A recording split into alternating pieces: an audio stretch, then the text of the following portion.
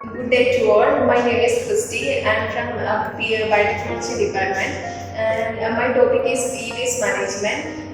We all know that our environment is polluting day by day. One of the main reasons is electronic waste, and we are using a lot of electronic items like TV, computer, mobiles, and CD, and so on. And there are a lot of waste coming out from these electronics. And there is one bacteria called Proteobacterium. It converts the gold from the electronics to the usable form of gold, and we can convert that into many ornaments also. This is done in New Zealand also. This is a very popular method. So this is a working electronic. So we get this waste from this electronics, and this Proteobacterium converts the gold element to the usable gold. Thank you.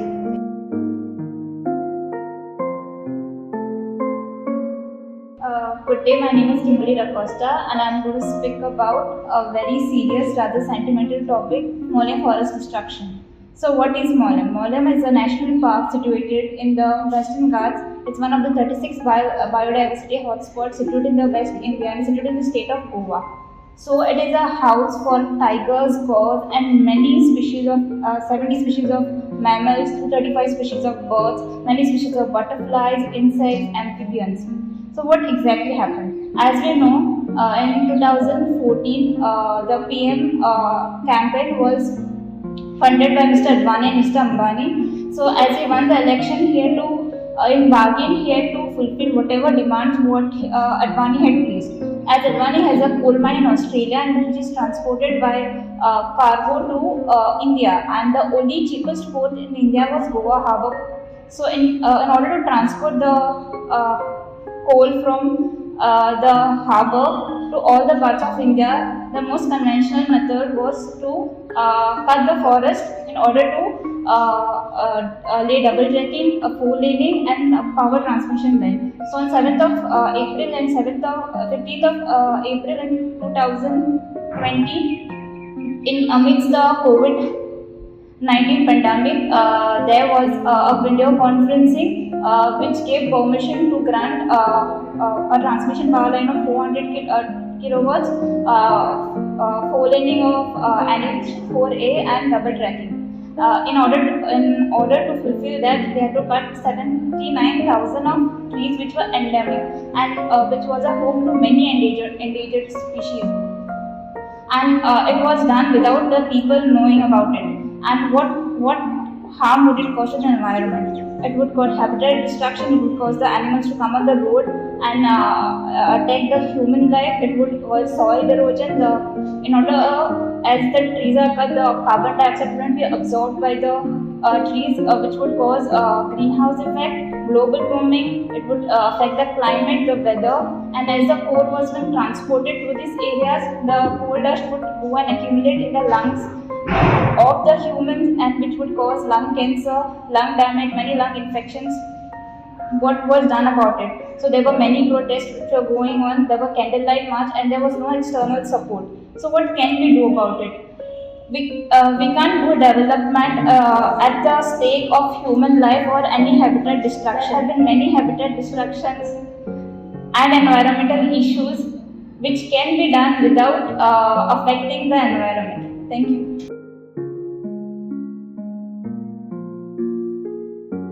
A warm good afternoon to one and all present here. My topic for poster presentation is graphene as water filters.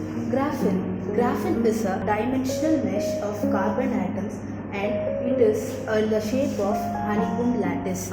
And it was discovered by Anderson and his co-workers in the year 2004, and it was commercialized. The term was charted in the year 1962, and it was given the proper name in the year 1986 by Boehm et al. And this graphene is called as the miracle material because it is the thinnest, lightest and strongest material ever discovered in the world. Graphene as water filters. They are used in two methods. One is membrane distillation and vacuum filtration. Membrane distillation is the simplest and easiest method. It filters 80% is being in research for use, and vacuum filtration involves a film-like material, whereas membrane distillation involves heat. And how it is useful for making seawater drinkable. There are five stages in which it can be developed. First process is the seawater is taken into the sediment pre-filters, and then the water is moved on to carbon filter. By using reverse osmosis membrane, the water is sent out and it is filtered. It is filtered using post-carbon filters, and this helps seawater to be drinkable. Graphene applications. It is used in the field of biomedical, integrated chips, antibacterial, energy storage devices, solar cells, and optical electronics. In the field of biomedical, it is used as drug discovery, bioimaging, and biopharming, and integrated circuits. Graphene chips are placed in the form of integrated chips inside the circuits. And antibacterial properties. It will be useful for developing further pharmaceutical products with antibacterial formula. Energy storage devices. It is used in bulbs, batteries, and mobile phones. And solar cells. Solar cells having graphenes will have the capacity to inhibit a large amount of light and produce power for more than 1 hour in excess. And optical electronics. In optical electronics, it is used to make robots and other devices such as scanners, lithium-ion batteries, supercapacitors, etc. Properties. There are other three properties than biological, physical, and chemical properties. First property is optical properties. Optical property, it is one atom thick and it is visible to our naked eye. Thermal property. When coming to thermal property, graphene can withstand higher temperature when compared to other carbon sources. Mechanical property, it is harder than steel or diamond, but it is also stretchable and flexible. Advantages and disadvantages. The advantages are it can be used for making batteries that can recharge faster. It is lightweight and stronger. It is transparent and though it is transparent, it can be viewed through our naked eye. What are the major disadvantages? The major disadvantages are, since it is hard, it is able to produce in a large scale. And also it exhibits toxic materials that are harmful sometimes. And why should we use graphene and how is it helpful to environment? Graphene plays a major role in water filtration. We have faced water scarcity during these years, and we do not want our future generation to face water scarcity. To reduce water scarcity, we can use graphene filters in our homes also to purify kitchen waste waters and other waters and use for potable and drinking water. My suggestion for this is to produce graphene filters in large amount in order to save water, and this will save our environment. Thank you.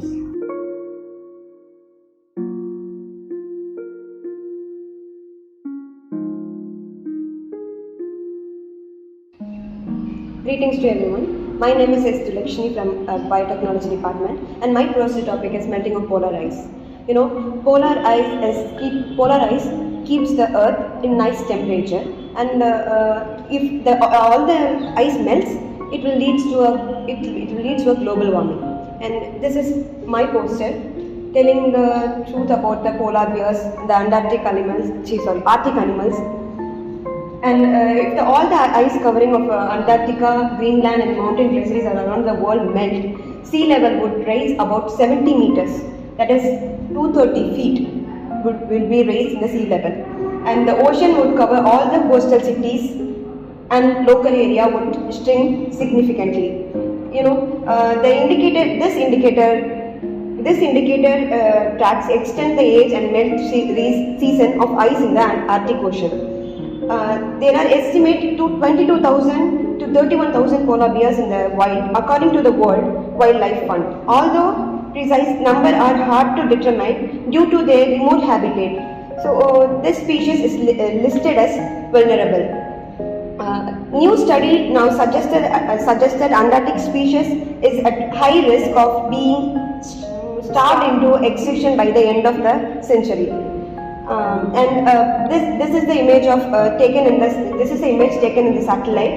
In February 4, 2004, we can see a lot of ice caps around the mountains, and here we can see the melted ponds. The ice have melted as a pond. So if it is, but what happens in Antarctica does not stay in the Arctic. See, ice loss has far-reaching effects around the world. So we lost Arctic sea at the rate of almost 13% per decade, and over the past 30 years. The oldest and thickest ice in the Arctic has decided to decline by the stunning 95%. If emission continues to rise and unchecked, the Arctic could be ice-free in the summer of 2040. There will be no ice anymore.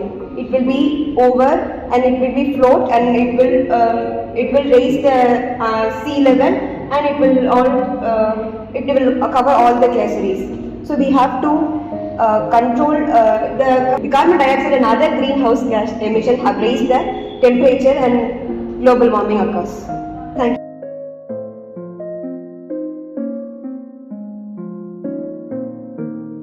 Good day everyone, I'm Janet from the Department of Biotechnology. I'm going to talk about light pollution. Talking about light pollution is the excessive inappropriate amount of artificial light present outdoors. It is the excessive or poor use of artificial lights. So this map shows the amount of light pollution present all over the world. The more bright a country is, the more polluted it is. This is a map of India showing the intensity of light pollution. So the brighter regions here are the most light polluted regions. And coming to the types of light pollution, the first type is glare. This is the overbright lighting. Second one is sky glow, which is the light facing upwards towards the sky, so making the sky to glow. Third one is light trespass, which is the light passing into people's house instead of outside. Fourth one is overlighting.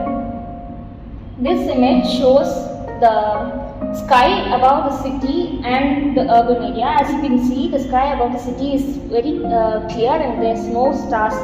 The stars cannot be seen. But as you move towards rural areas, the stars are clearly visible and the sky is also clearly visible. Coming to this image shows the same place before and after proper lighting. Before proper lighting, the sky is very dark and there is no stars visible, but after a proper lighting has been done, the stars are very clearly visible. So this is the effect of light pollution. Coming to the effects of light pollution affects plants, animals, human beings also. But the most visible effect of light pollution is that astronomers cannot see the stars properly, so they cannot do the research properly. So the skies above the cities are very clear and there are no stars visible. This makes it difficult for the astronomers to do their research. Talking about the effects of light pollution on plants, this is a flower called queen of the night flower. This flower blooms only during the night, but due to artificial lighting, it does not bloom during the night, and it causes the decrease in population of this species because pollination cannot take place. And this tree here is not able to shed its leaves on the one side of its tree because of artificial lighting, because even during the night, the artificial lights fall over this tree and it prevents this tree from shedding its leaves. Coming to animals, as you all know, sea turtles are most affected by light pollution. So baby sea turtles cannot find their paths and they get lost because of artificial lighting. Many of the moths and butterflies are also affected because of artificial lighting during night. And the hummingbird is also affected, and it gets confused whether it's day or night because of artificial lighting. So as individual, what we can do to prevent or reduce artificial lighting is we can use lights like this which are facing downwards so that the light does not go upwards and it does not lit the sky and make it bright. So we can use these kinds of light which are facing downwards, and also we can use LED lights and CLF lights. We can also use glare-free lights for vehicles and all that. We can use motion sensors in outdoor lighting, and we can minimize the use of light during daytime. We can reduce the unnecessary light during daytime. And we can also avoid blue light at night because it is the most affecting light, so we can reduce the use of blue light at night. Thank you.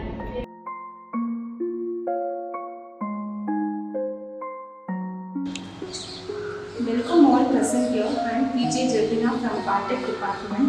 So my poster presentation topic is on microplastics. So these microplastics are unseen in our environment. So basically we know that plastic pollution are highly abundant, and we also know it causes a global environment in the world, and it also causes an ecosystem deficient in by the human influences in the environmental pollution. And these microplastics are which forms beads, fibers and fragments and form. So these beads are seen in our facial cleansers and toothpastes. And these fibers are more than 70% fibers are seen in our Great Lakes. These fibers are seen in diapers, cloths and cigarette buds. And next is fragments. Fragments are basically we seen in our daily life that we are using plastic bottles and all. And finally with the forms. Forms which is formed when we are using the juice bottles. So it forms a form in a juice bottle that can cause major health issues in human. And I have to mention major effects of microplastics. The first effect is microplastics on plants. So how the plants are affected?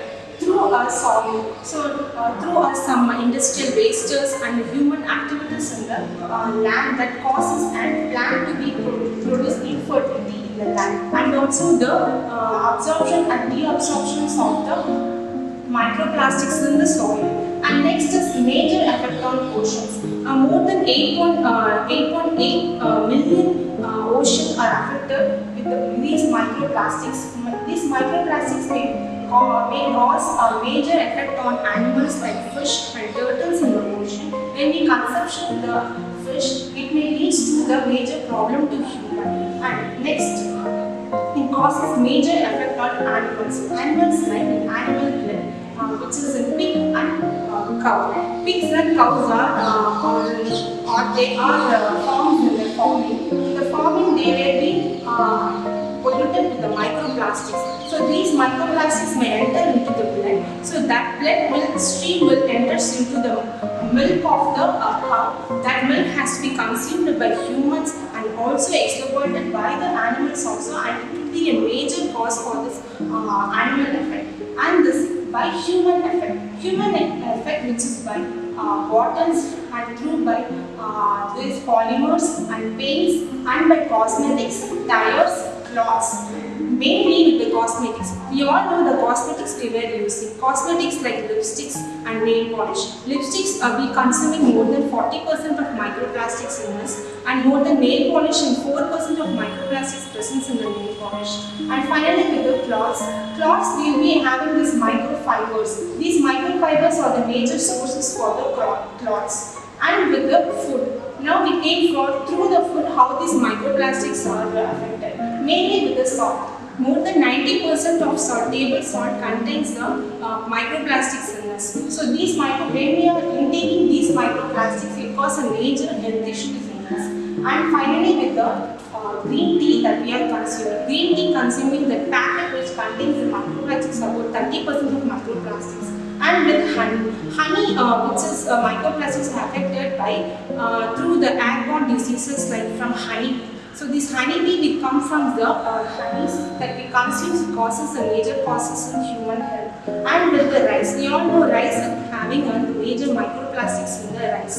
And finally with the deep cleansers, we are using face washers and toothpastes having more microbeads in this that we cause a major cavities in the teeth and cause a major microplastics in our health.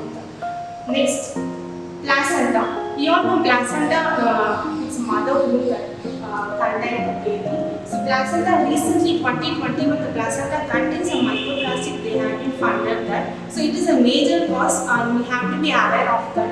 What is the alternatives we can use? We can use the beads and cannon, cottons and all we can use for the alternatives of this microplastics. We all know about the plastics, but we couldn't know about the microplastics which are unseen in our environment.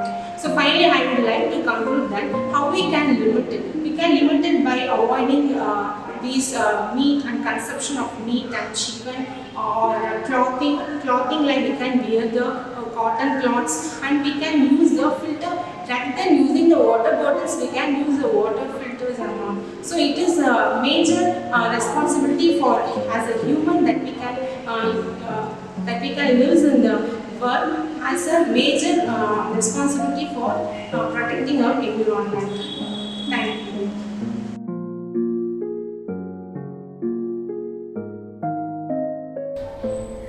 My topic is carbon footprint on environment.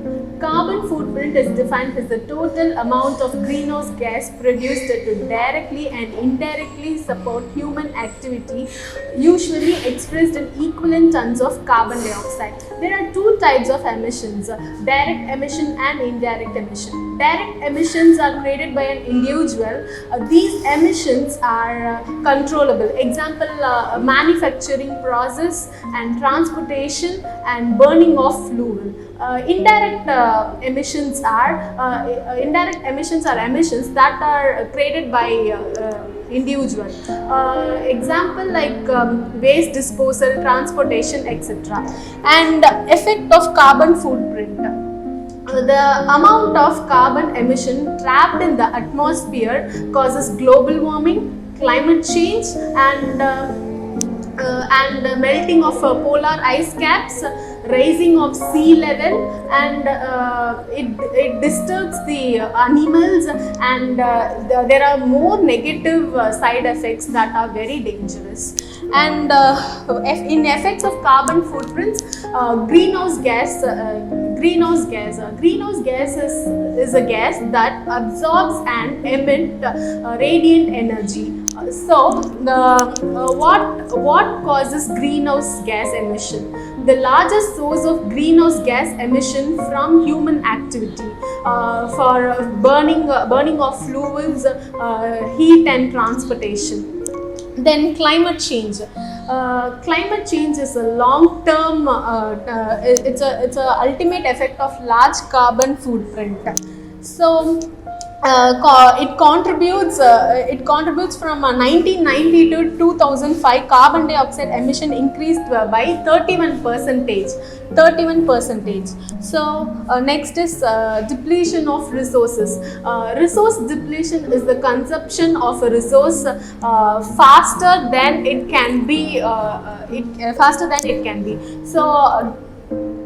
Depletion of natural resources are overpopulation, overconsumption and waste, deforestation, ecosystem leading to loss of biodiversity, using of oils like mining of minerals and oils, technological and industrial development, and erosion, pollution and contamination of resources.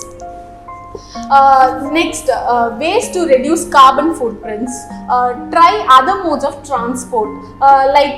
Instead of riding the bike, we can use bicycle and switch to a low carbon energy. Another great way to reduce our carbon footprint in that switch your electricity provider to low carbon energy. For example, renewable energy. And next one is reduce, reuse and recycle. And next is travel less or travel wisely. And next one is turn down the temperature at home. And another one is eat more plant food less than animal foods. Eating more plant foods can help to reduce the carbon footprints on environment. Thank you.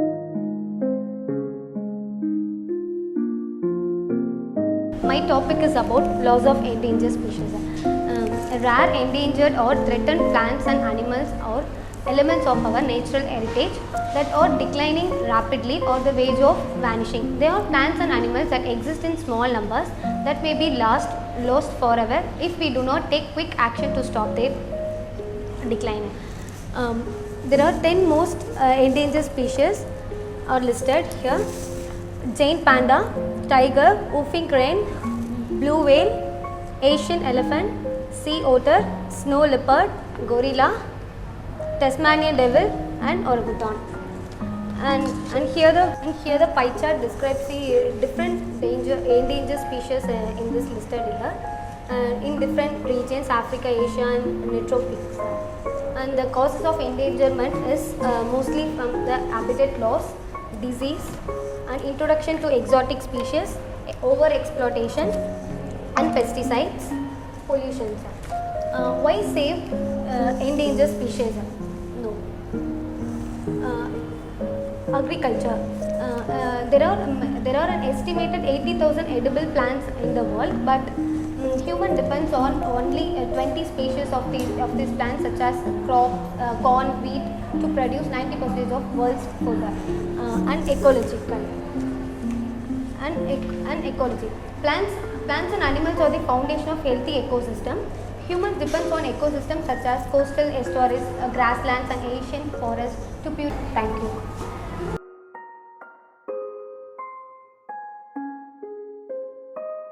Good day everyone. Today I'll show you a sneak peek through the sustainable wardrobe. In this wardrobe, you will see the sustainable fashion. So what is sustainable fashion? It's basically a process or a movement of replacing the old traditional fashion or into a new sustainable way which doesn't harm the environment. So why do we actually need sustainable fashion? So basically, as you know, we buy new clothes every day from fashion malls or from online stores and many more. But sooner or later, once it get torn out or get worn out, you will end up giving it away or throwing it away, which finally ends up in a pile of landfill. So this contributes a total waste. One of the articles that I came across, it says that since during last year, that is 2020, it's estimated that the cloth waste came up to 18.6 million, and that too, out of that 1 million were from India. So during the 1992, the Rio Earth Summit brought in the idea of sustainable fashion, where they introduced different business models, which includes inspiration from nature, that is fashion, inspiration from nature, then doing rental clothing, then bringing old-fashioned vintage style clothing, and recycling clothes. So recently, for the past few years, vegan fashion came into being, where they use plant-based products instead of killing animals to create leather and fur. They took in the idea of using plant-based alternatives to create leather and wool. So these are some of the products I would like to introduce. So first is cactus leather. It's the plant-based alternative for the animal leather. So there's a company called the Desertco. It's a Mexican-based company. So these two owners, that is Antonio and Mart, they actually introduced the idea of using cactus, that is the stemmy leafy region of the cactus, by snipping it. Like instead of using the entire plant, just the cactus alone, they snip it, like how you actually snip a grass. They snip that area and then they compressed in a different size to create the leather, as you can see in this picture. So from this, they compressed in different size and made into any bags or jackets you want. So this is one of the H&M company's brand, where they associated with Deserto to create a handbag, a cactus leather handbag, which costs around 20,000 rupees.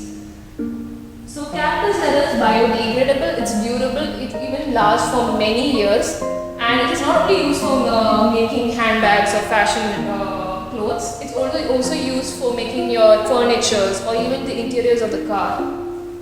So similarly, there's the next one is using mushroom leather. So the mushroom itself, if you compress it or like completely into different size, you can make handbags like this. This is one of the fossils handbag, mushroom handbag. This is also biodegradable and it's very good. If it degrades, it's even good for the soil as it is made from mushroom itself. And this lasts for many years too. This is a bathroom fossil which costs around 30,000. Similarly, this is a cork bag. As you know, countries like Europe consumes a lot of wines, which you know has cork bottles. So many of the corks get disposed. So they did an alternative where they can actually recycle those corks and make a handbag and leather jackets. Finally, this is Pinatex. Pinatex is actually pineapple's waste. So you know when you make fruit juices from the pineapple, you actually scrape out the skin. So and you end up throwing that skin into the dustbin. So this is sooner or later there are some people thought of an idea. Okay, why can't we not use these waste to create leather out of it? So they made an alternative of recycling those pineapple, crushing into a pulp and then compressing in different sizes to make bags. And this is shoes, as you can see, shoes and leather jackets. So this is all idea of plant-based leather alternatives. Under this wool, the wool you can make from tenasil. Tenasil is actually made from wood pulp, so it's more durable. It lasts longer, and there are even more. There's even more alternatives for clothing. It's made from even plastics. There are bags, jackets, even normal T-shirts made from plastics that we throw away. So that these are some of the few vegan fashions, few of the sustainable fashions. So next time when you go to the supermarket, think twice before you buy and always go for the sustainable option. Thank you.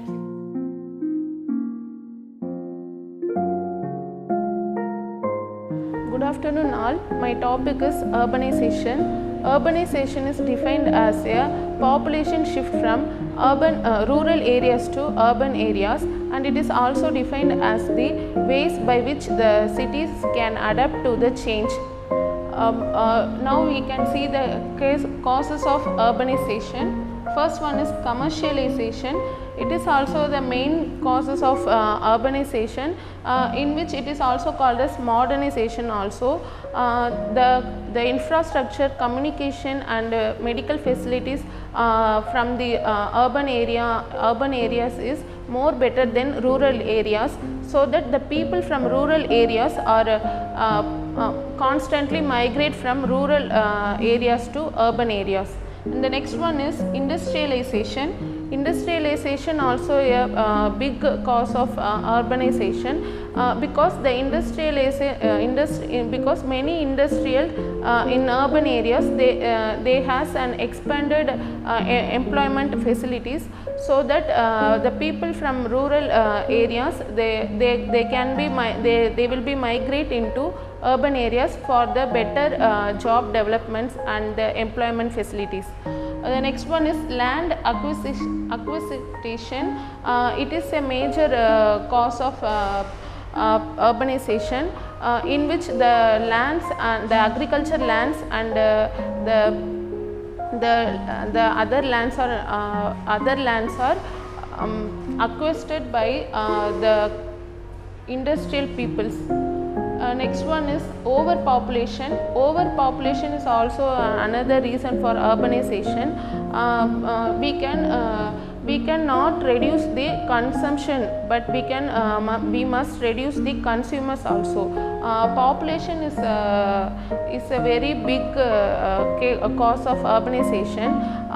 The population residence in urban areas is more faster in India, and it is calculated according to 19th century. It is only 11.1%, but in 20th century it is rises about 23.53%, and now it crossing the 30% more faster, and in 2011 it is in 2011 the census which says that it is 31.86%. The next one is deforestation. Deforestation is also another reason for urbanization. In deforestation, the people are cutting down the trees and build their homes and apartments from that land, so that it is also the major cause of urbanization. Next one, we can see the effects of urbanization. Drought and crop failure is also another effect of urbanization. And next one is pollution. Different type of pollutions are also is a effect of urbanization. Mainly the water. Water is heavily polluted by urbanization, because the industrial waste and some dyes and some domestic waste are getting into the rivers and some clear waters, and it will affect the water quality. The next one is global warming. Global warming is a major effect of urbanization. Global warming is increasing temperature of the earth and atmosphere. It is due to greenhouse effect and greenhouse effect and ozone depletion. And next one is how we can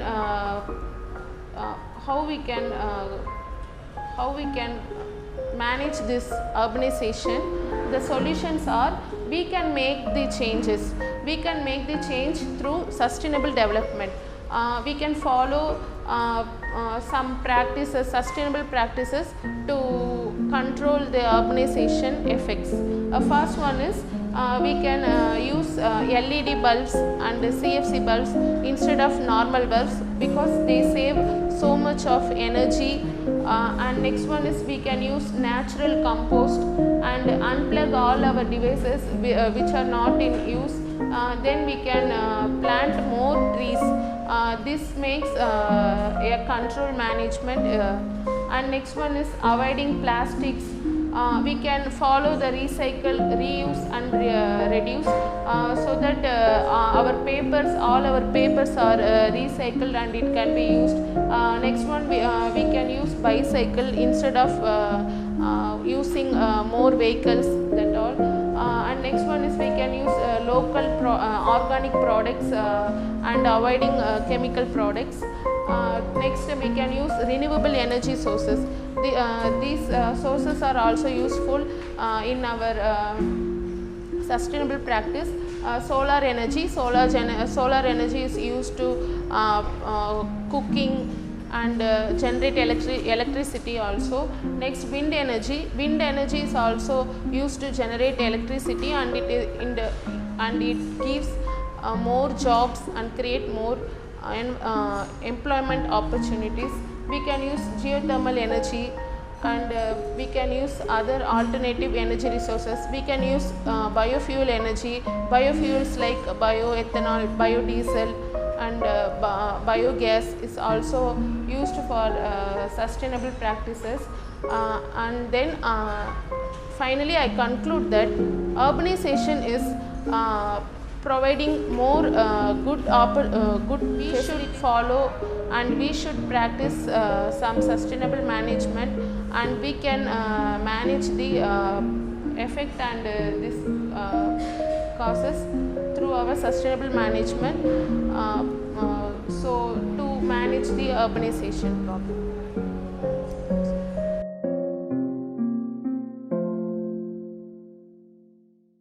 Hi, this is Pooja. My topic is about MOSES for monitoring air pollution. So before knowing about MOSES in monitoring for air pollution, we have to know about what is moss. So we have to know about the history of moss. Earth's air is only breathable today because moss-like plants have colonized the land 470 million years ago. So the earliest terrestrial plants were simplified as bryophytes such as moss, which was abundantly found in forests and near waters. So typically they will be in a bright green in color, or in a pale green, almost white velvety or black green yellow, or in bluish color. So the mosses are always like a small flowerless plants. It will be in the form of green mats. It is made up of leaves. Is a single thick plant, commonly confused with the light rods or the round rods. Mosses are always confused with the parasites.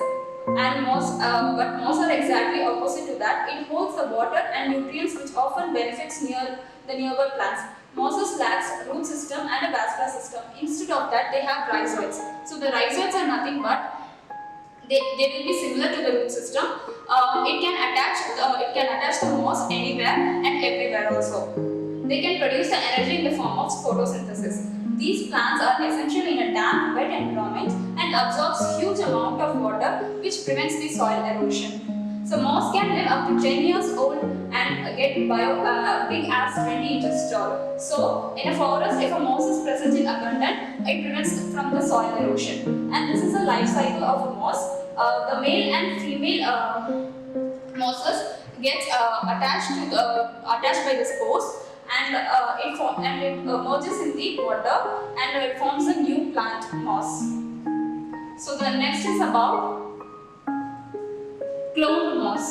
So the cloned moss is nothing but it's a newly genetically modified types of moss. Is called as sphagnum, which have specific attributes allowing for in a slower rate of decomposition of carbon emitting peat, which has a help in major way of greenhouse gas effect. Creating a peat box of moss could be in a major stone of slowing or stopping the Earth's rapidly changing climate. These moss will fill bags, hold a tremendous amount of carbon dioxide. So this is a genetically modified plant which is called as sphagnum. It is a type of moss.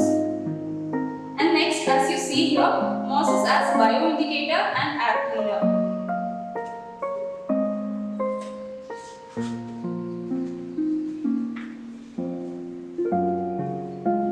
Checks the environmental air quality, measures airborne pollutants that could be endanger the human health. It is easy and cheap. The moss are stored in air permeable bags, are placed in monitoring stations at various locations. They absorb pollutants from the air. These moss bags are exposed for 3 weeks in the air in the pollutions, which are location we are spotted. And after 3 weeks, these dried mosses are dried and analyzed to measure the levels of different pollutants in it. Why it is needed? About 3.3 million deaths are caused by the danger air pollution. The traditional or air sampling methods are challenging to implement, and the moss bags method can be used anywhere. The moss bags do not emit contaminants, as other sampling methods may give a contaminant as a byproduct. And as you see here, this is a moss bag and it has a air permeable membrane, and in that we can put the mosses and we can expose to for some days and we can measure the pollutants by that. By doing this we can analyze the pollutants in the specific areas. So the next is about as in the first it is a bioindicator, next is an air cleaner.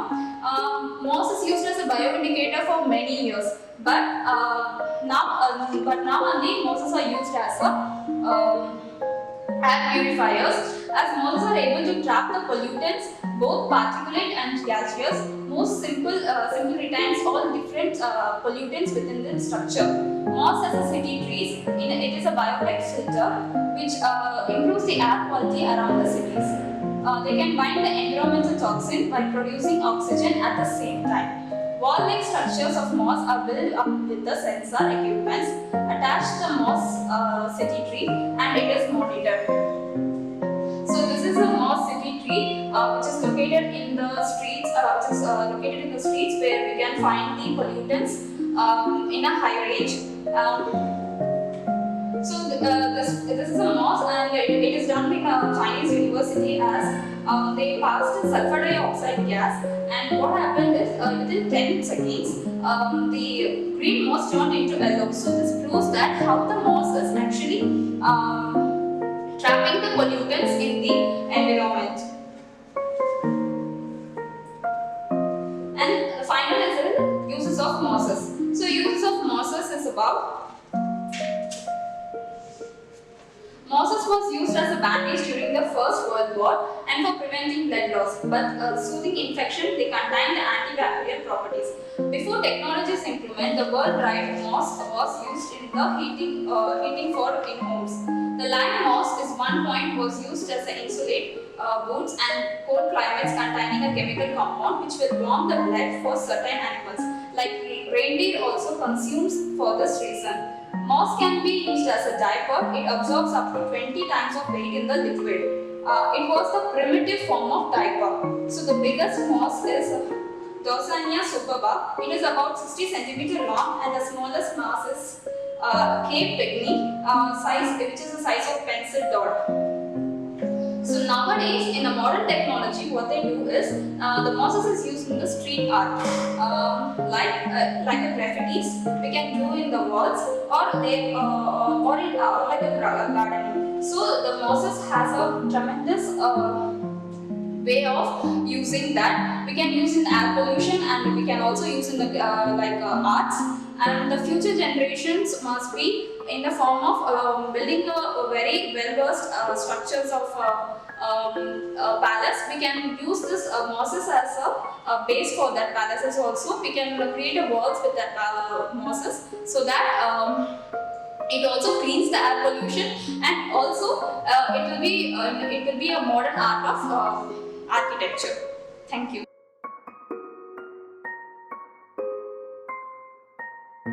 Hi, I am Ramya. My topic is about the chemistry behind ozone depletion. So let's first see what is ozone. Ozone is a gas that is composed of 3 atoms of oxygen. It is an O3 molecule. It is a bluish gas which has a pungent smell. Nearly 90% of the Earth's ozone is present in the stratosphere. It forms the ozone layer. Ozone is very important as it absorbs the UV rays that comes from the sun, and it prevents the UV rays entering into the earth. So let's see how the ozone is formed. The UV rays from the sun, it's on the stratosphere. The O2 molecules dissociates into atomic oxygen. This atomic oxygen quickly combines with the O2 molecules present in the stratosphere, and then it forms the ozone O3 molecule. So let's see what is the chemistry behind it. So how the ozone is getting depleted. The CFC that is released into the environment by the industries rise to the stratosphere. The UV radiations removes the chlorine atom that is in the CFC molecule. This is the CFC molecule where the sun's rays removes the chlorine radical. This chlorine goes and breaks the ozone. Hence, due to this, the chlorine monoxide is formed, and the oxygen is released in the atmosphere. Now, thus the chlorine monoxide is again break by the oxygen atom in the atmosphere, and then it forms a chlorine molecule and a diatomic oxygen. This chlorine molecule again goes and begins the cycle. Hence, this is the process behind the ozone depletion. Thus, the ozone is getting continuously depleted due to this process. Due to this depletion process, it has been the scientists have reported there is an ozone hole in the regions of Antarctica. So we can see the various years how the ozone has been depleted. It has been reported that only 90% of the ozone in the Antarctica have been completely depleted, where the UV rays from the sun can easily enter into the Earth's atmosphere and cause various defects to the animals and human beings. So what are the causes for the ozone depletion are both by natural as well as by man-made factors. The natural factors include seasons and weather conditions. Man-made factors are caused by the ozone depleting substance. These are chemicals that are manufactured by humans. These chemicals are carbon tetrachloride, halogens, chlorofluorocarbon and methyl chloroform. These are being manufactured as air conditioners, refrigerators and other solvents and fire extinguishers. These are very much dangerous as it causes the ozone layer to be depleting. What are all the effects of ozone layer depletion is caused on human health, plants and in aquatic ecosystem and in materials. So on human health, due to exposure to UV, it causes eye damage and skin cancers. In plants, the physiological and developmental stage of the plant has been highly affected, and it leads to a massive crop failure where because the UV can't, UV is because the plants are unable to tolerate the UV radiations. Effect on animals, it restricts the marine life. The developmental stage of the fishes and other organisms in the marine are highly affected, and it also leads to skin and eye damage in animals also. So effect on materials, the wood's fibers are highly being degraded due to the UV radiation. So what are all the ways that we can take to protect the ozone layer? We have to avoid the consumption of gases that is dangerous to the ozone layer. So these gases are being manufactured by humans. Thus, these are the gases: the methyl chloroform, chlorofluorocarbon, carbon tetrachloride, and halogens. These are manufactured by humans. This is the main reason for the ozone layer depletion, and it is very dangerous gas also. So do not use the cleaning products that are harmful to the environment and to us. The cleaning products contain the solvents and other toxic chemicals. So we can replace it by using vinegar and bicarbonate instead of using the other harmful substances that are depleting the ozone. So we should maintain air conditioners. We should reduce the use of air conditioners and refrigerator as much as possible. Minimize the use of cars. We should not use vehicles oftenly. So we should most prefer to cycling and walking. So we should minimize the use of cars. So when due to this, we will pollute less.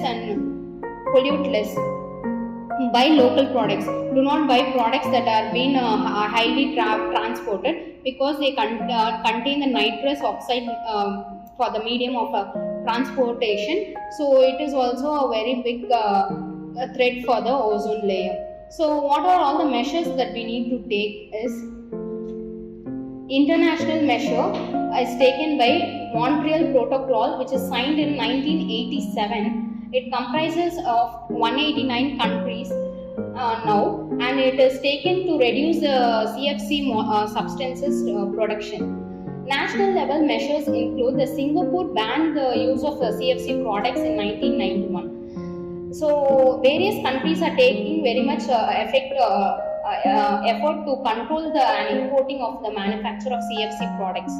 So let's see what is the importance of ozone layer. As we all know, ozone layer is the main cause for protecting us from the sun's UV radiation. So we should maintain the enough stratosphere ozone to absorb all the harmful UV radiation that enters into the Earth's surface. So it is important to all the life forms that are in the Earth. So let us all join our hands to save the ozone. And International Day of Ozone is celebrated on September 16 to create an awareness among people to how the ozone is being depleted, and we have to save our environment. Thank you.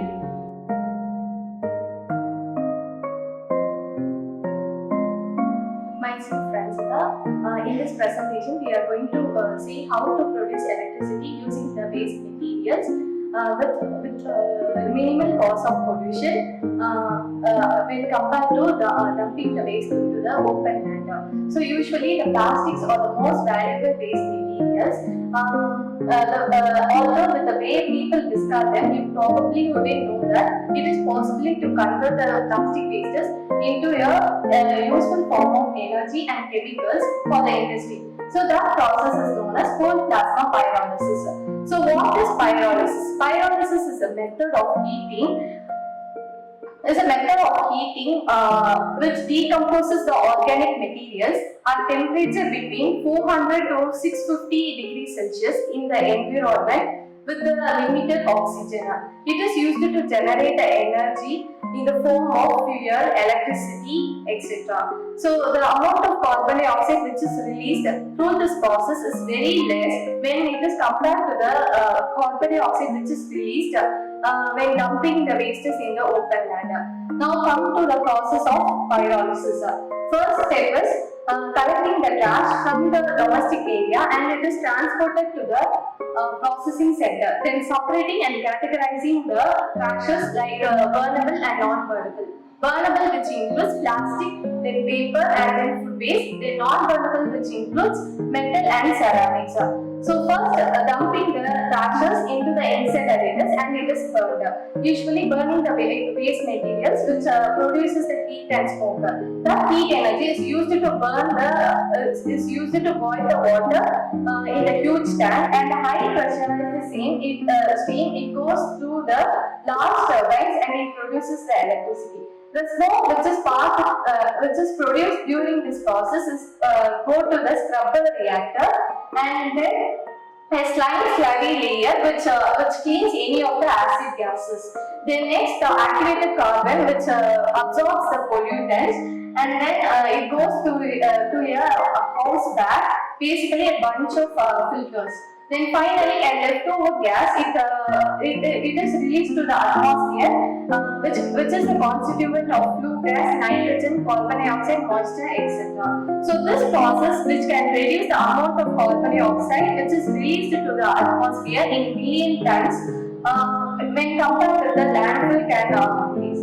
So what is the motive of this process? First, to reduce the pollution which is occurred due to the disposal of plastics into the environment.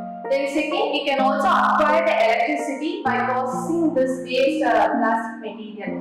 Then global plastic production has been increased from 200 to 300 metric tons over the past 10 years. This growth is driven mainly by the increasing demand in the developing regions like Asia, Africa, and South America. Then assuming that a global production of 8 to 9 billion people consuming this plastic at a percentage average level more than 100 kg per capita. So this is a good way to convert the plastic wastes into electricity to reduce the environmental pollution in a quite fast speed. Then coming on to advantages and disadvantages. First is high efficiency. In this, the pyrolysis technology is suitable for all kinds of waste materials. Then all the processes for converting the plastic to the fuel and oil it is carried out inside the waste pyrolysis reactor together with its accessory system. So this is a very convenient method and manpower saving. Then second is high profit. The waste materials like polyethylene, polypropylene, and polystyrene, which has a higher oil yield about 50%. So we can extract about 5 tons of pyrolysis fuel oil. So this process is to convert the plastic into new energy. So it is a very profitable process. Then disadvantages. First is environmental problem. The pyrolysis technology is mostly reflected by the pyrolysis plant. The technology is good, but we need to be very careful to choose the right plant supplier. Then unqualified waste plastic pyrolysis plant does not meet any environmental emission standard, and it will produce the air and soil pollution. Then project permit. So using this pyrolysis technology by converting the plastic to oil, it is a chemical project. So we need the government to permit for such projects to do in our place legally. Then it will be take time and effort, and different areas have different policies. Then coming to conclusion. So electricity-based plastics is integrated with the bio-based production, and it is an important option for the future with scarce biomass resources. So the analysis suggests that a complete shift to the electricity-based plastics is possible from the resource, but the production cost will be 2 to 3 times higher than today. Thank you.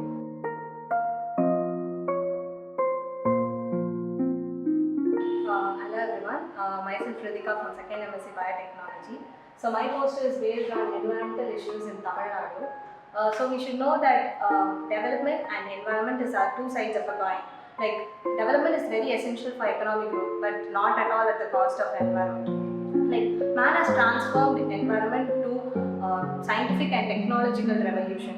Like if we see about, if we hear the word environmental problems, we will always remember what are happening far away from us. Like we will be saying like melting of glaciers and the forest fire in Amazon, and we will all be saying that, but we don't know what is happening in our own state. So I thought of taking this topic so that we can get a knowledge about what is happening in and around in our own state. So according to me, like going behind development is one of the major cause for environmental damage. So I have represented a devil, which is I have represented development in a representation of a devil. So he is the main cause for environmental damage, and he has his assistants who are none other than us.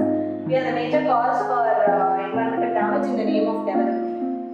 So I have mentioned certain issues in our Tamil Nadu so that we can get a few knowledge about it. So Ennur oil spill in 2017, which has happened in Kamarajam, outside Kamarajam Port, the empty BEW Maple and collided with the loaded oil tanker. It is also reported that the people who are volunteered to clean the oil spill are affected in the health issues. And next is the Pashathalayar River, which is one of the major source of water to Chennai, which is quoted that more polluted than industrial effluents. Then we all know about the 2015 floods. We all know how people suffered in the floods, but the after effect of the floods is even more worse than the flood. Like the waste depositions are on the shores of Adyar and Marina beaches, which depicted that how much we have exploited the environment. Then Ranipet was more polluted because of TCCL. TCCL is Tamil Nadu Chromate and Chemicals Limited, which produces chromium products. It actually it was shut down since 1995, but the major effects are because of the backyard dumps. Like it has heaps of like 2.27 lakh tons of solid waste which contains chromium are behind the factory, which is represented as a yellow color liquid which contains more hazardous chemicals. And next is the Kodingar waste yard, which contains more number of heaps of waste which are not disposed in a proper manner. And then it is hydrocarbon extraction in Neduvasal, which is based on the extraction of hydrocarbon from the coal beds. Like more and more of methane gases and hydrocarbon are extracted from the coal beds, which deteriorated the groundwater and which made the residents to fear about their groundwater quality. And we all heard the name Sterlite, but do we really aware about what Sterlite really meant? Like even I know what, the word Sterlite and the protest made for that and all, but the residents were really fear about the quality of the groundwater. They deteriorated by the Sterlite, and it was closed about 3 times due to validation of environmental norms. And ANM project, about 20,000 families and fishermen are fear about this NIM project because it majorly covers more of their agricultural lands, residents, and major of the fish farming areas. So they are against it. And Kanyakumari is mainly turning into a concrete jungle. Like more and more buildings are being constructed. And then the corrosive topsoil with heavy metals and mercury poisoning in Kodaikanal and ONGC pipeline leakages are some of the issues. And according to me, like we are the main cause for the environmental damage, and it is also like these are few issues which are nameable, but there are more like air pollution. It is nearly causing Delhi's pollution. The Chennai is nearing to Delhi's pollution. And water pollution, most of the groundwater are affected by major of the chemicals produced from the industries and other domestic waste.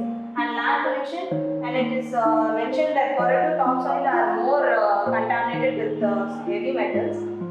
And so I have mentioned here it's like agriculture waste and just led into the water, and industrial waste led into the water, and the air pollution caused by it, and the land pollution where we don't use me and all. Use me is just kept as a empty box, and we just throw it all in the land.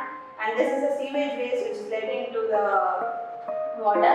This is all the depiction of water pollution. And on the whole, I will say like development is needed, but not at all at the cost of environment.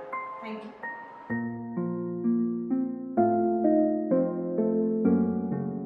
Hi everyone, this is Ritika R from MSc Biotechnology second year.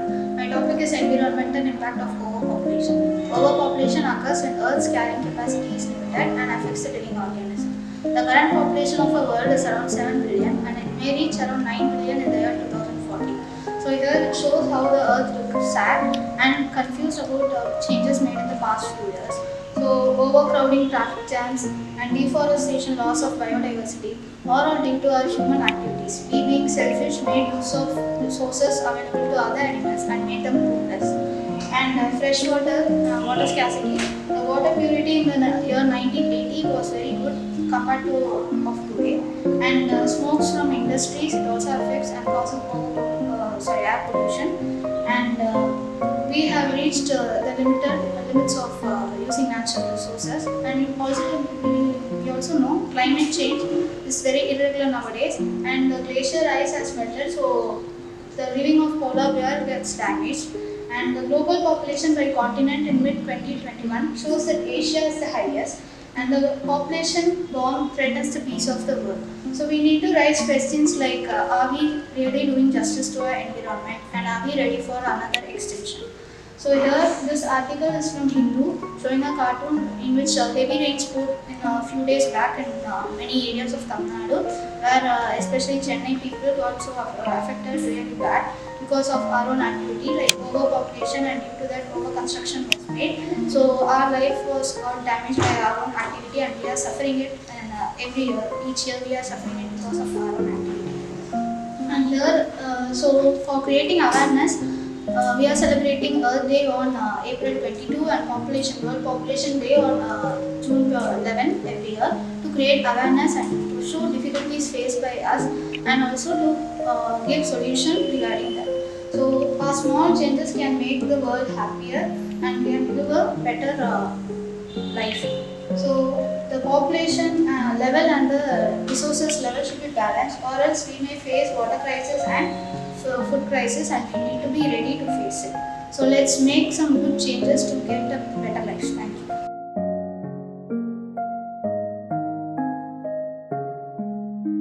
Good evening. My topic is acid rain.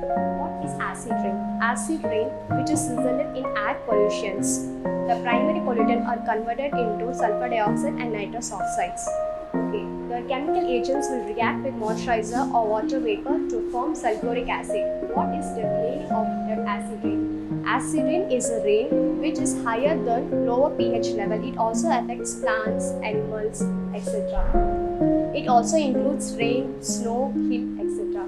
There are causes of acid rain. One is natural causes and one is human resources. Emission from organics and from biological process can cause land, wetland, oceans. Human sources. The causes of acid rains from human source industrial factories. What are the forms? There are two forms. One is wet form and one is dry form. Wet form. The sulfuric and nitric acids are formed in atmosphere and fallen as dry ground like rain, snow, hill, etc. Another is dry deposition. The acid particles and gases are deposits in the atmospheres and in the absence of moisturizer. That is what affects. It also affects the buildings, statues, and it mainly affects the trees because when acid rain falls on the trees, it changes the color of the trees. What are the controls? Burning of fossil fuels. It increases the natural gases. Using of coal products should be reduced. Emission of SO2 and NO2 should be taxable. Coming to human health, acid rain, one of the most important effect is human health. It causes chronic and asthma. How we measure the acid rain? Acid and alkalinity are pH of 7, which is neutral. Normal range of pH is 5.6. Coming to conclusion, acid rain is slow, destroying the planet. It is our responsibility to make sure that we have to protect and future generation to enjoy.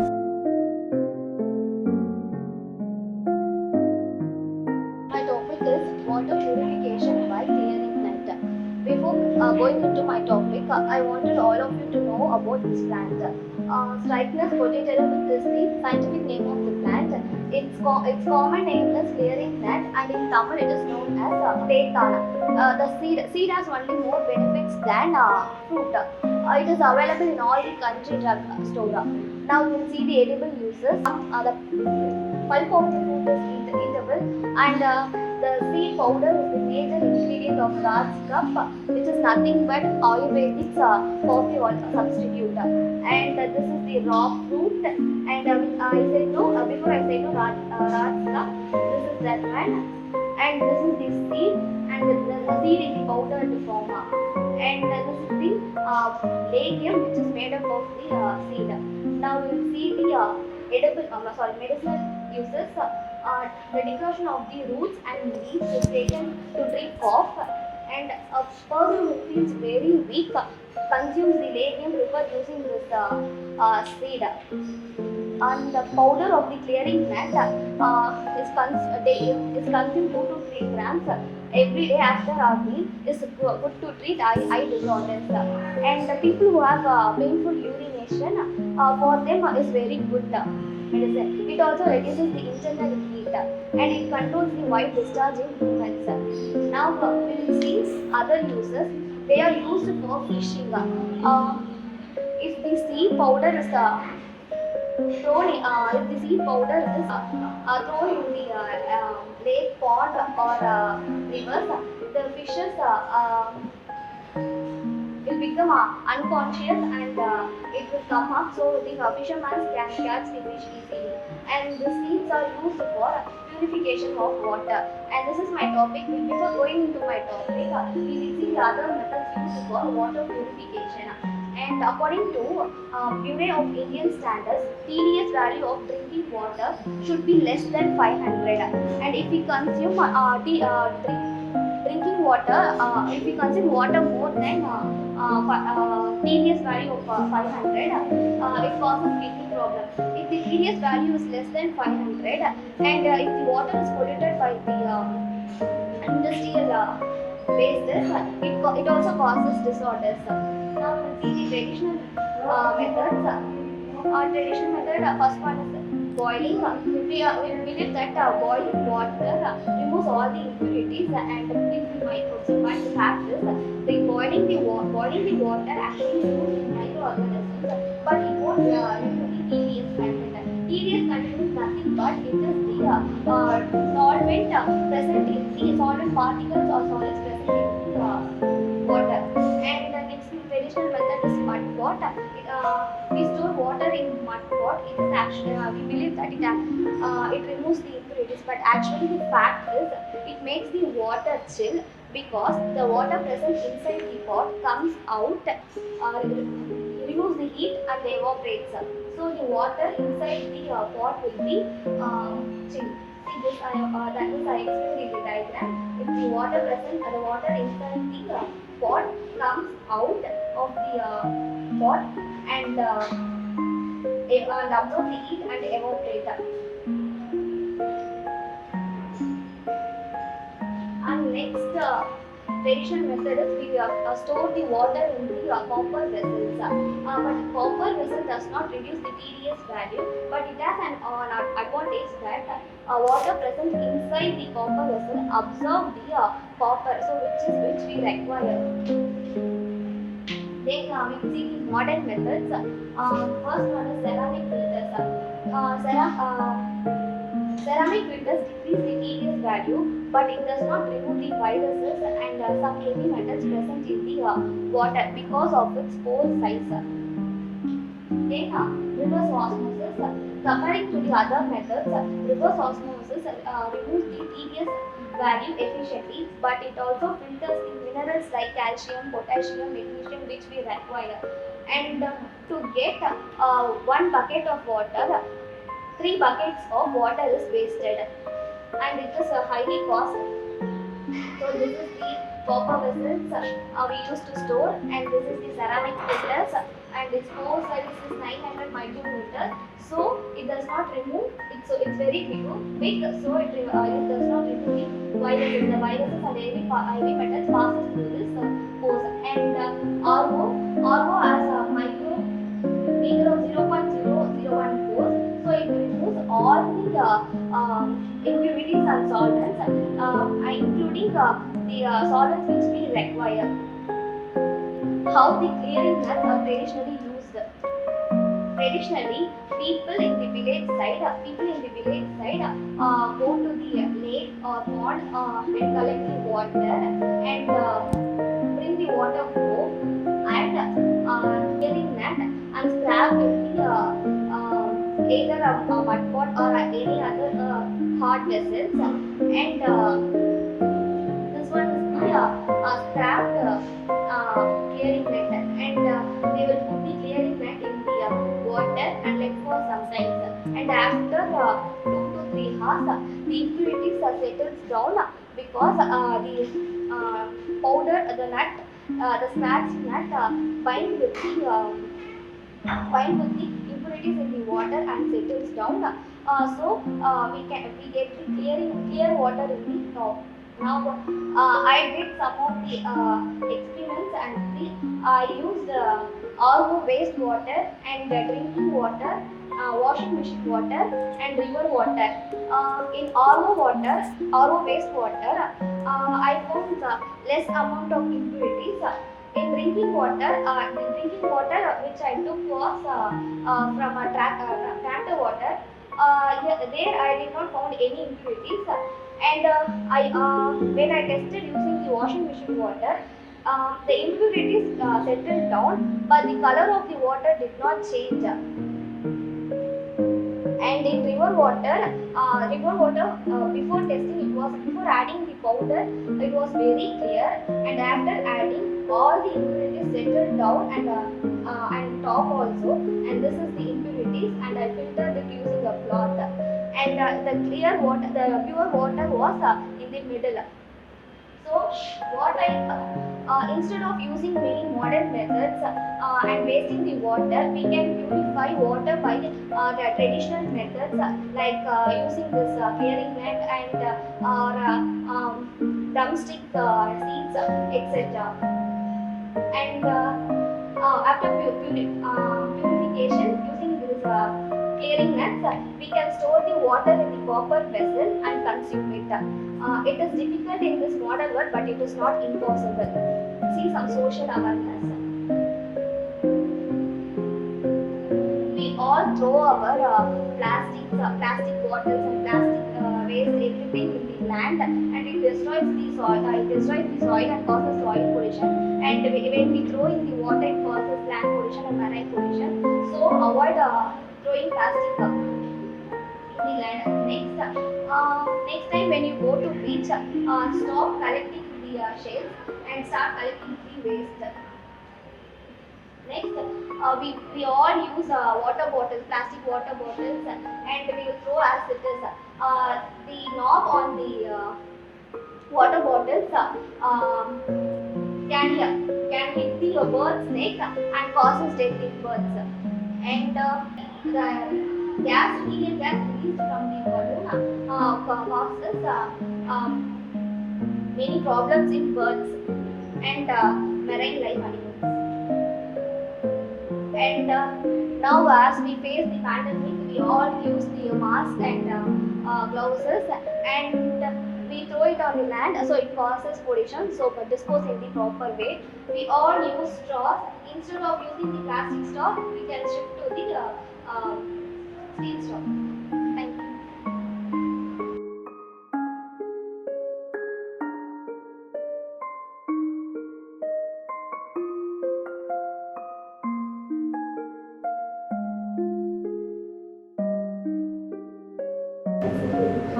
Roshni. I'm from second PG Biotechnology. So my topic is PCB pollution and its effects. So before talking about PCB, we keep saying that plastics are dangerous to environment. They don't degrade easily. So what makes it difficult to degrade? It's because of these compounds, PCBs. So PCBs are polychlorinated bisonides, and they are carbonated aromatic hydrocarbons, and they have 2 carbon rings of chlorine, and they are good matter persistent organic pollutants. So POPs are compounds that don't degrade and they persist in the environment and cause adverse effects in human health and environment. So they are almost used in every place, from electronics to plastics and everyday use materials. So because of these properties, they are hardly inflammable, that is, they don't catch fire easily, and they have low electrical conductivity, and they are difficult to degrade, and upon heating they cause furans and dioxins. So these dioxins are used in our sanitary pads to improve the absorbing capacity. So we will now see about the causes and sources. So these are some causes. It is used in transformers, capacitors, pigments and dyes, and carbonless papers, coolants, paints, and plastics. So how these PCBs enter into the environment? They enter the environment by leakage, spills, poorly maintained hazardous waste, and illegal storage, improper disposal, and leaks or release from electronic transformers. So now let's look into the degradation of PCBs through biotechnology approaches. So the first biotechnological approach is bioremediation. Bioremediation is the use of microbes and other biological sources for the degradation of PCBs. So first we are using phytoremediation. Phytoremediation is plant-mediated bioremediation. Here the plant enzymes degrade the PCBs completely, and it is observed in alpha-alpha, beta-beta and others. So microbial degradation, it is done in 2 steps: anaerobic dehalogenation and aerobic degradation. It is seen in pseudomonas species and micromonas species. So using chemical reagents such as aluminum oxide, potassium hydroxide also we can degrade, and ultrasonic radiation. The principle here is acoustic cavitation, and it destroys the attractive forces in these PCB molecules. So next is activated carbon. So the highly porous surface in this activated carbon increases the capacity of absorption. So next is supercritical water oxidation.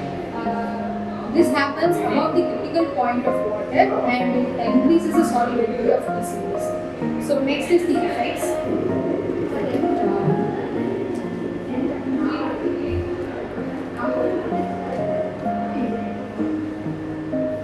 So next it is the effects of PCBs. First is bioaccumulation. So these PCBs which are released actually circulate in the environment through soil, water, and air, and it accumulates. It is taken up by zooplankton, which are animals. Plankton is plants that are found on the surface of water sources, and it is taken up by small fishes, and these small fishes are taken up by big fishes such as whales, catfishes. So it is ultimately taken up by humans. So and in humans they get accumulated in liver and tissues, blood, breast milk, etc.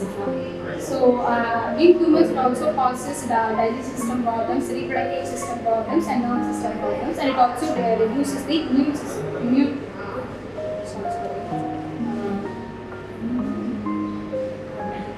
it also reduces the immunity. So in 2015, World Health Organization classified these compounds under carcinogenic agents. Carcinogenic agents are cancer-causing agents. So next is the preventive measures. The preventive measures include very simple changes, that is identify the new sources and eliminate the old sources, management practices, treatment, and using green chemistry. So in 1930, Environmental Protection Agency banned the use of PCBs through Toxic Substance Control Act, and bioremediation is one of the most efficient, cost-effective method for degradation of PCBs. So to end every type of pollution almost causes a huge negative impact on the environment, human health, and every other sources. So to end, every type of pollution almost causes a huge negative impact on the environment and all other sources. So all these innocent lives are put in danger because of the pollution we make. So as a citizen, we should make a step forward to make a better tomorrow. A simple alternative that we can make is to reduce the use of plastics and use bioplastics. Thank you.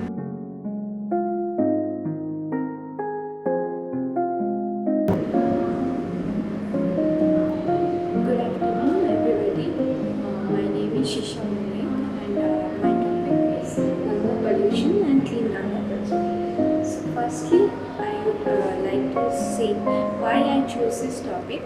I got inspired from the recent visit in Dakshineshwar in Kolkata, and there I found that Ganga river was quite clean, but the ghat of it was not yet properly cleaned. People were like polluting the place, so I thought of choosing this topic. So firstly, I would like to see where this Ganga is originated from. It starts from Gangotri and then passes through Uttar Pradesh, Bihar, Uttarakhand and West Bengal. So you can see here how Ganga is polluted daily basis. So firstly, I would like to say in India, Ganga is worshipped as a mother. So every day there are a lot of devotees who offer their prayers, and that's why there is a lot of pollution also there. Recently, the flowers waste of the offerings are turned into incense sticks by a startup, which is an ecological aspect. Next, I would like to say what are the sources of the pollution of Ganga waste.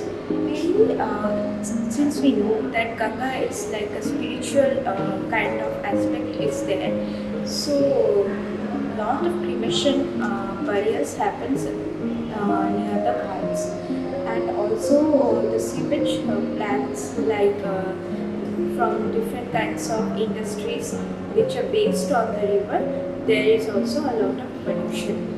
Next, I would like to say like the villages which are near the Ganga river, based on the Ganga river, they are also people of the villages, they pollute a lot since they use the river on their for their daily course and also for the open defecation ground. Next, we will see why Namami Gange is different from the previous plans, because Namami Gange has much more budget and it also has an accurate plan of like 10 years, where it was not realistic for the previous plan, which was only over ambitious as it was thought for only 6 years. Next, Namami Gange really stressed on the open defecation part, where the villages which are based on the river Ganga, they built toilets there, and more and more sewage treatment plants are also being built. So you can see here different people are cleaning the river Ganga. So who are these people? They are mainly the volunteers. First of all, the role of Ganga Mitra. This is one of the categorization of the volunteers. They help in safety guard during the flood and disaster.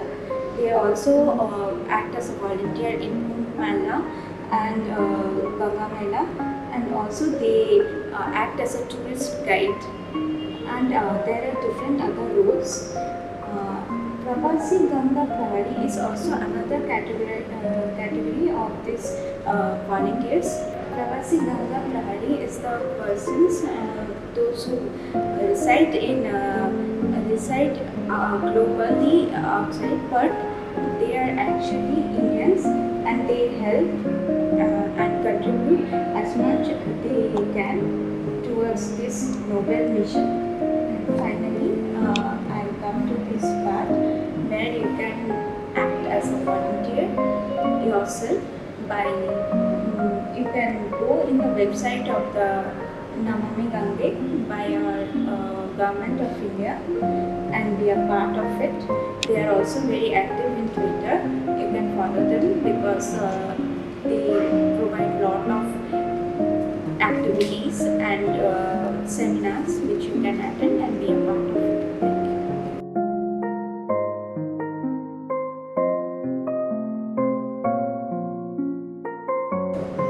Hi, I'm Neti from 2nd PG Biotechnology. My topic is about limnology and study of limnology.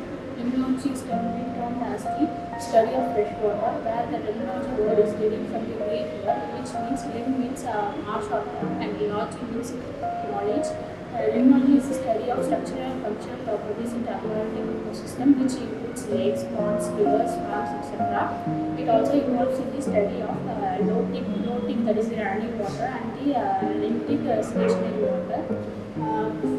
There are different branches. There are 4 branches of limnology: physical limnology, chemical limnology, biological limnology, and geological limnology. Physical limnology is the study of thermodynamics and hydrodynamics. Chemical limnology is study of water chemistry. Biological limnology is study of hydrogen and carbon cycle. Geological limnology is about the evolution of lakes. This is the lake and it has 3 zones. It involves in littoral zone, limnologic zone, and benthic zone. Littoral zone is a shallow and light penetrates to the bottom through it. Limnologic zone is a habitat of zooplankton and nectants, free swimming organisms. Benthic zone is the primary place of decomposition. Limnology acts as preservation in lakes, ponds, and rivers. Third, for the ecology and ecosystem. Kidney for different stagnant and running waters. Livers as a limiting factor. Lung in the aquatic environment. Pancreas for digesting multi-phenomenon. Gallbladder is used as EOD, COD, and DO and pH. Brain in the biological sciences. All this included as a whole set. Then goals of a person handling limnology studies is production of aquatic wildlife, integrating ideas for the lake understanding, construction of artificial wetlands, understanding how the humans impact this ecosystem, and decreasing water pollution.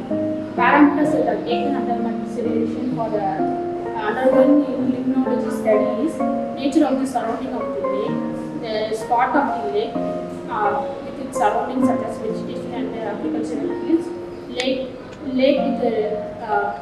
with dams. Dams have a major issue in carrying out the limnological study, and the type of feeding groups that are involved in our study. Then importance of limnology. Limnology works as an interface to know the quality of water that has been drank by us nowadays. Water body is not only used for drinking, but also it is used in other purposes such as industries, transportation, agriculture, etc. Limitations of limnology: only 4% of fresh water is available for the earth, but people do not recognize the need for it to conserve. Construction of dam interrupts the natural flow of the river continuum and the ecosystem in that nutrients vary. Thank you.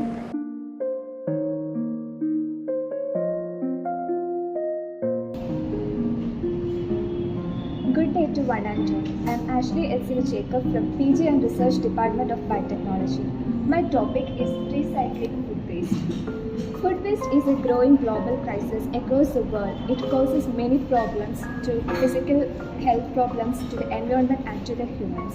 The recent studies says that in the developed countries, many foods are waste. Actually, they can feed the whole continent. In India, about 50 kilograms of food is being wasted by every person every year. This is an article from a magazine which shows a road in Pune. It is being dumped with food waste and which causes many problems because of the flies that feed this food waste. So, have you ever thought of where does this food goes after we dump it into the dustbin? Generally, it goes into the water bodies without treating and causing pollution. It has a great impact on environment.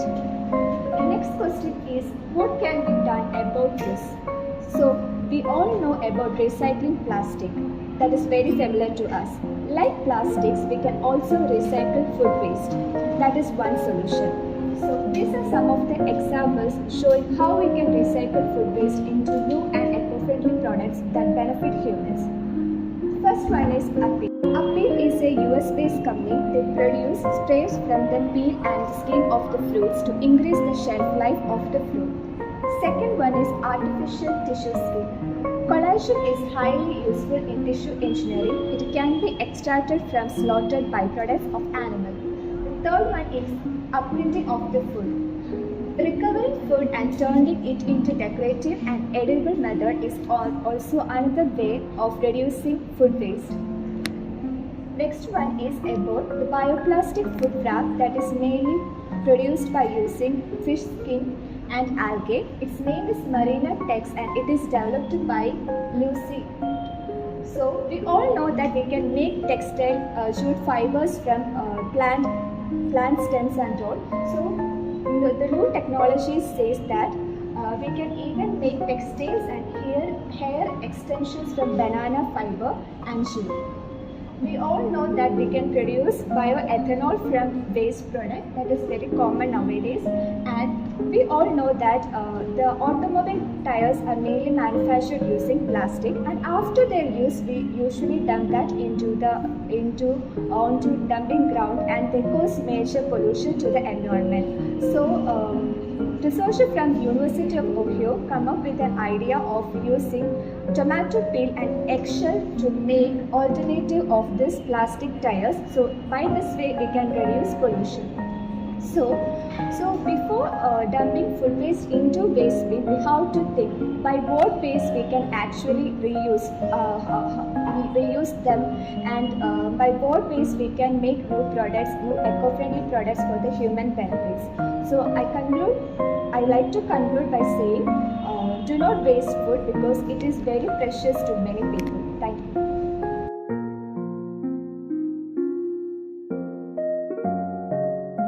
Good morning everyone. My topic is about how to handle environmental problem using genetics. Genetics is something which deals with genes. Here we modify gene in such a way that we could use it for handling environmental problems. So here I'm going to list out few main core resources of pollution. The first one is usage of fossil fuel. Fossil fuel is something which causes adverse effect to environment because of its incomplete combustion of fossil fuels like petrol and coal.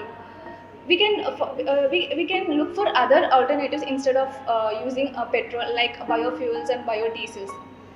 Scientists have found that certain organisms like cyanobacteria, plants and bacteria, they can actually produce these biofuels by the natural pathway, but then we have to provide them two main factors. One, we have to provide them sources like fat and sugar. Second, we have to modify the genes in order to make them produce in large amount, because these organisms cannot produce fuels in large amount. Second is usage of plastic. Plastic is something which is very difficult to degrade, but here we can make use of certain organisms to produce bioplastics, and also we can make use of certain bacterial species to degrade certain compounds of these plastics. Third, we can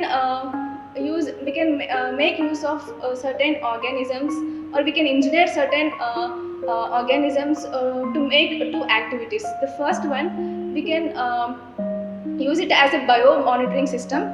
Third, you can use it as a bioremediation system. Biomonitor is nothing but it monitors the presence of environmental pollutants. Second, it helps to, not only it monitors, the same organism helps to degrade the pollutant also. Fourth is genetically modified crop. Genetically modified crop examples like pesticide resistance. Second, nitrogen fixation. Third, drought resistance.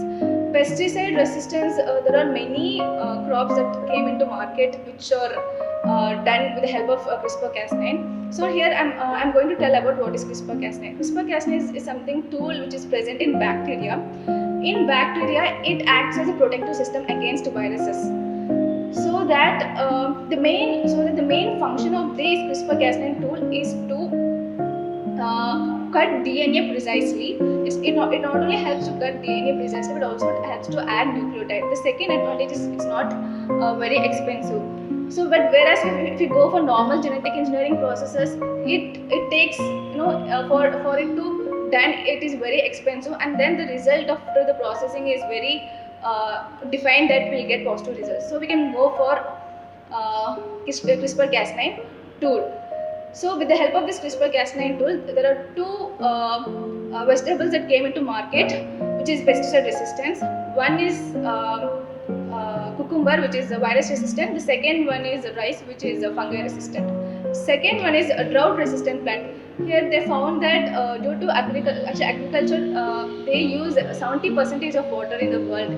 So instead of, so we can go for other alternative like modifying the plants in such a way that it could survive in drought resistant places, places. We know about these plants present in desert areas. They can actually survive in that areas without water for years also. It's because of the certain genes present in it. So we can go and analyze those genes and you make use of that information in normal plants to make them drought resistant. So third is nitrogen fixation. All plants cannot fix nitrogen by their own. It depends upon microbes, and also we have to provide nitrogen as a manure. Sometimes this excess manure they actually go into or run into the environment places like water, and they actually damage the water. So instead we can actually modify these genes with the help of CRISPR-Cas9 in order to make them themselves to fix nitrogen. You might be thinking now what I told, it's all about the it's all about artificial processes. But then here we know the concept which is called the survival of the fittest, which is nothing but all the organisms present in the environment, they have to modify themselves in order to survive against all the adverse conditions. So I'm trying to say that this genetic modification is not an artificial process. It's a naturally occurring process. But for an environment to undergo this process, it takes so many years. But by the time it undergoes modification and becomes resistant, all the plants will get extinct. So if you really wanted to go towards nature and you don't want all this artificial process, then you have to stop using all the man-made activities. You have to stop all man-made activities. If you're not doing that, we have to go with these genetics modification.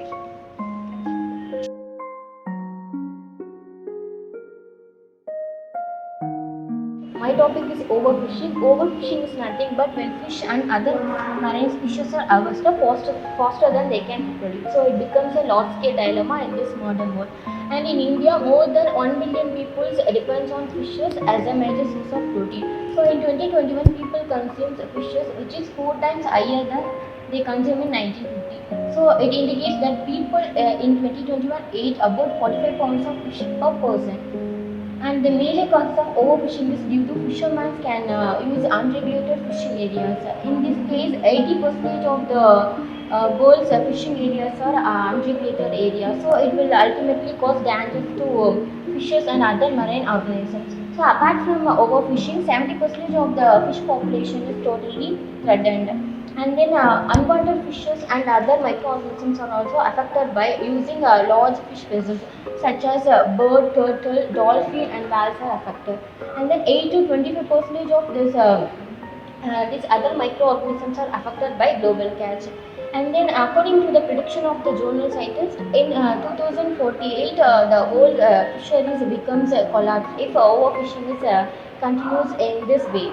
And this picture indicates that the highest fish harvest by country. So in this, China holds the first place, followed by Indonesia, and then Peru, and then India.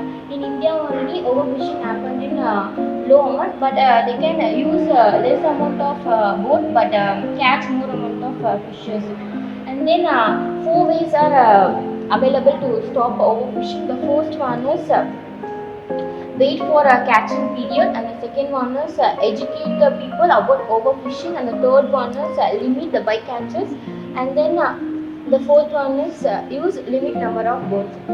So following this rule is used to control the overfishing, and then in America and Magnuson Stevens Fishery Conservation and Management Act is launched to prevent the overfishing.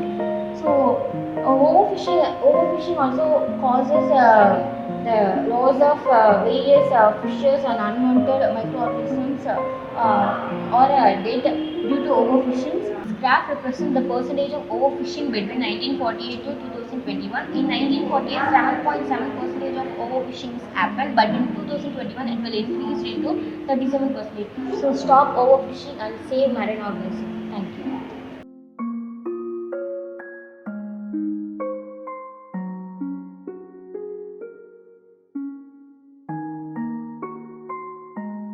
Good afternoon to one another.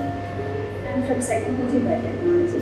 My poster topic is about agrochemical pollution, possible episode. From this itself, we can understand that it is a tragedy that occurred in Kasaragod district in Kerala, and it is now well known in India. And this is the worst pesticide tragedy that occurred in Kerala and in India. The whole India is the worst tragedy occurred. Welcome to one and all. I am second PG Biotechnology. My poster is about agrochemical pollution, Kasaragod episode. And this is about the endosulfan tragedy which occurred in Kasaragod district of Kerala, which is well known in India. And it is considered as the worst pesticide tragedy which occurred in India, and it took place in a region and its people. And people living in more than 20 gram panchayats in Kasaragod district were exposed to the neuroprotein, this endosulfan, from between 1976 to 2000. This endosulfan was sprayed aerially and it have been used in Kasaragod. It is over more than 20 years it have been used. It caused mainly ailments known as skin cancer, nervous problems, and damage to nervous system, the digestive system, the reproductive system. The children born after this are born with many deformities like reproductive problems, and also like cancer. And here it is the child born hereafter with skeleton protruding and eyes protruding, and with a big head and small body. And this shows that it is sprayed on cashew, but in other places like Palakkad, it was sprayed on mangoes. In 1976, the first experimental area spraying of endosulfan takes place. In 1979, poisoning of endosulfan reported firstly from Kasaragod. In 1994, issue came both to public attention and social activists sent complaints to all government officials. In 1998, the protest emerges as a mass movement, and in 2000, district court banned endosulfan in Kasaragod. But after 2000 also, the neighboring states, used endosulfan, but it was banned in 2011. It was banned by the Supreme Court completely. The use and the production of endosulfan was banned by the Supreme Court. And this endosulfan was used for the killing of the beetles, etc. But it caused negatively on other pests and those in aquatic plants and animals also.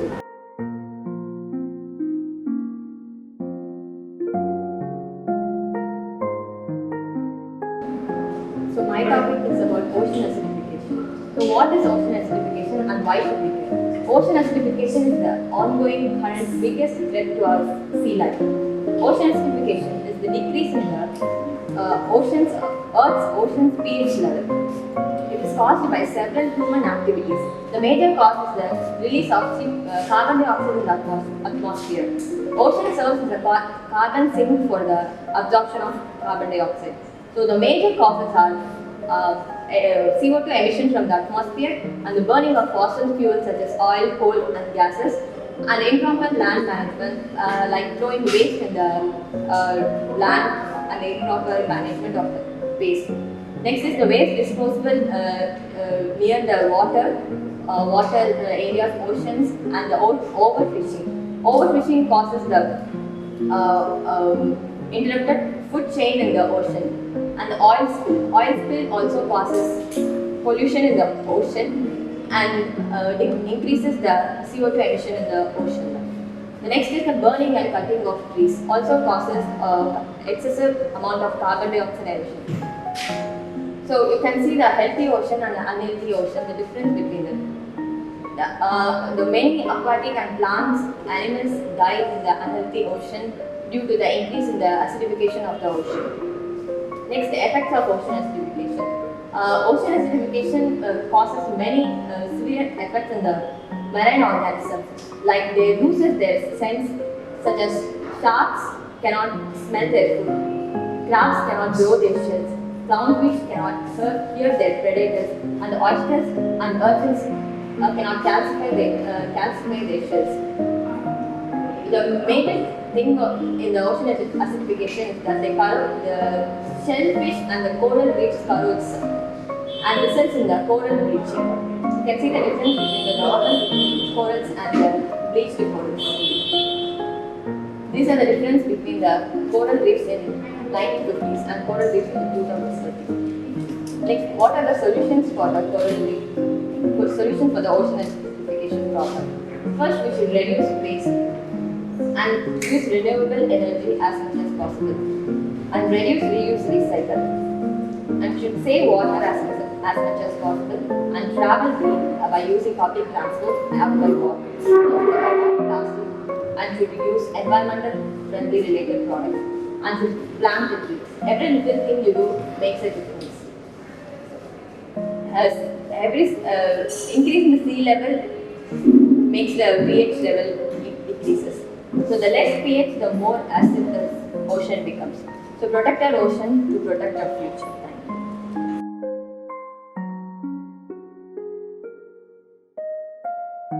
Public health problem due to pollution. First, air pollution. First, what is air pollution? Air pollution is introducing harmless material into atmosphere, causing damage to living organisms and the environment.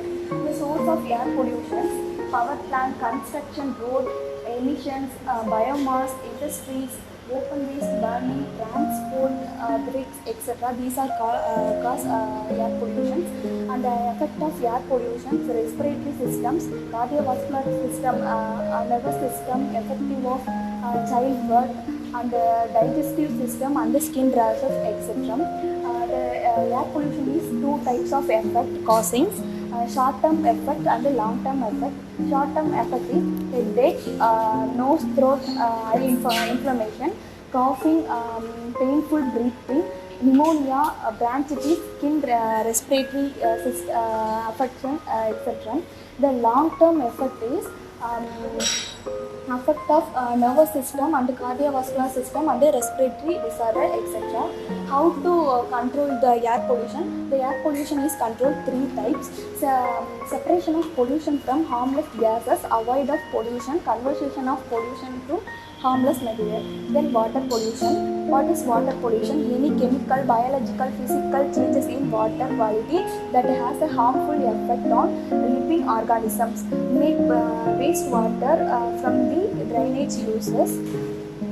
The source of water pollution: municipal waste, industry waste, organic pollution, agriculture waste, marine pollution, thermal pollutions, etc. The water pollutions causing health effect: diarrhea, vomiting, typhoid, diphtheria, hepatitis, kidney disorder, nervous disorders, skin rashes, etc. The solution of water pollution: reduce pesticides pollutions, reduce sewage pollution, stopping of deforestation, fighting global warming effect, etc. Then soil pollution.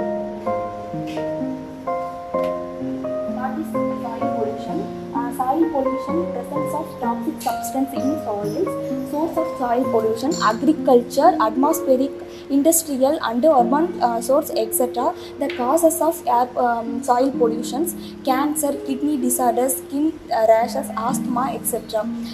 The solution of soil pollution: buy biodegradable product and eat only organic food, avoid plastics. Then noise pollution. What is noise pollution? Noise pollution is generally used an unwanted defect on the earth. Common source of noise pollution: airplane, airport, amphibians, pipes in the music, emergency vehicles, traffic, construction, industry activity, garden equipment, etc. The effect of noise pollution: hypertension, high stress level, hearing loss, sleeping disruption, depression, panic attack. How to control noise pollution? Stop unwanted hacking, restriction loudspeaker and noisy mechanics and science use only. Then plastic pollutions. What is plastic pollution? Plastic is one of the non-biodegradable toxic material which pollute the land, water and air. Effect of plastic pollution: it upsets the food chain, pollute groundwater, it pollute land, pollute air, and kill animals, and it is a very poisonous and it is very expensive. Plastic pollution in human health effect: irritation of eye, breathing defect, liver damage, skin disease, headache, dizziness, thyroid, coughing, lungs problem, diarrhea, vomiting, diphtheria, stomach ache, birth effect, etc. How to habit the plastic waste? Avoid your shopping bag, your waste bottle, milk carton, your pottery, your laundry, your everything product, and you will visit the washrooms. Then light pollution. What is light pollution? Light pollution is the lighting of the night sky of artificial light source whose light that disperses in the lower atmosphere, making it difficult to contact atmospheric observation and modify the biorhythm of living creations. The source of light pollutions: shopping malls, illumination, street light, etc. The effect of light pollution: the light pollution causes human, birds, reptiles, amphibians, mammals. Then tips to reduce the light pollution: go dark, use light wisely, face the light downward, use warm, control the yellow and green light. This light is very bad, this type of light is bad, this is better, this type of light is best. Then the final one is thermal pollution. What is thermal pollution? Addition of excess of undesirable heat to waste that make harmful to man, animal, aquatic life, etc. Source of thermal pollutions: industrial waste, water, power plant discharge, urban runoff. Then impact of pollutions: low dissolved oxygen and decrease the feces populations, etc. Control the thermal pollutions: cooling ponds, spray ponds, cooling towers, etc. Save environment, save human. Thank you.